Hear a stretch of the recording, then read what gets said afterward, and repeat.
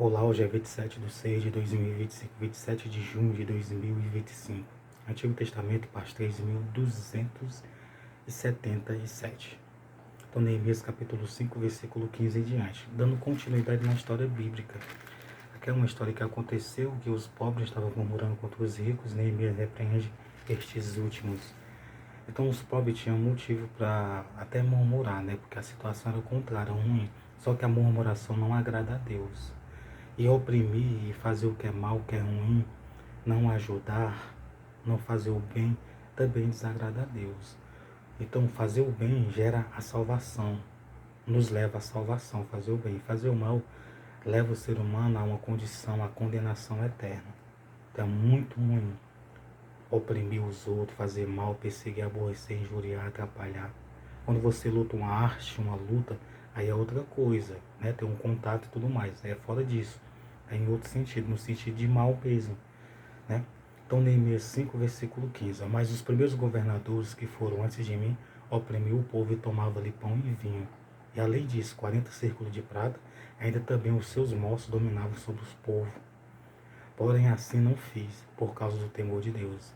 Então, Neemias ele foi nomeado governador e por um período de tempo ele governou. Só que ele estava dizendo que ele não tinha oprimido o povo e não tinha feito como os governadores que foram antes dele, que oprimiu o povo, que fez algo mal, algo ruim para o povo. E isso não é bom, isso desagrada a Deus. Então Neemias trabalhou de acordo com o temor do Senhor. Isso foi bom para ele e para o povo na época que ele estava governando.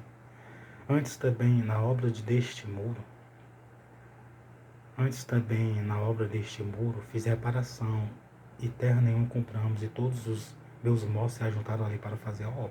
Então os moços dele se ajuntaram para fazer a obra, para ajudar na construção do muro, que era proteção, livramento, segurança, era sossego naquele tempo. Então os moços dele estavam dedicados, fazendo conforme o seu Senhor estava fazendo. No versículo 17, também 150 homens dos judeus e dos magistrados e os que vinham a nós, dentre as gentes que estão à roda de nós, se põem à minha mesa. Ele falando, naquele tempo que aconteceu isso. E o que se preparava para cada dia eram um boi e 6 ovelhas escolhidas. Também aves se me preparavam, e de 10 em 10 dias, de todo o vinho muitíssimo, e nem por isso exigia o pão do governador, porquanto a servidão deste povo era grande. Então Neemias mandava matar um boi e 6 ovelhas para poder alimentar o povo que trabalhava com ele, o povo que estava com ele. Neemias não exigiu o pão do governador, porque graças a Deus ele estava tendo condição para comer boi, ovelhas. Por isso que ele não pediu, porque ele não estava precisando naquele tempo.